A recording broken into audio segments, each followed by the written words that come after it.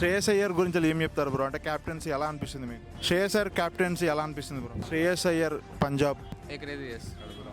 ఫ్యూచర్లో ఇండియా కూడా చేయొచ్చేమో మరి. ఇండియాకి చేసి బాగానే ఉంటుంది అంటారు శ్రేయస్ అయ్యర్? బాగానే ఉంటుంది బ్రో, మంచిగానే. పంజాబ్ని ఇప్పుడు టాప్లో పెట్టాడు.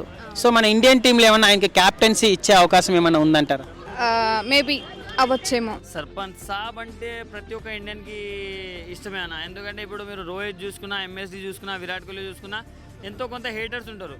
బట్ శ్రేయస్ అయ్యర్కి హేటర్స్ ఉండట్లేదు అన్న. ఎందుకంటే ఆ రేంజ్ క్యాప్టెన్సీ చేస్తున్నాడు, ఆ విధంగా కష్టపడుతున్నాడు కాబట్టి.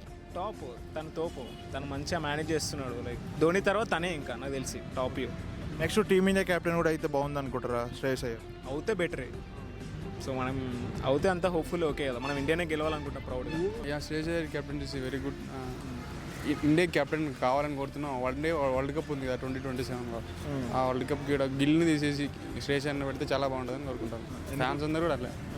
ఈ గిల్ స్ట్రాటజీకి అయినా ఏదైనా పర్ఫార్మెన్స్ అయినా ఏదైనా బాగుంటుంది. So Shreyas Iyer is best captain for India.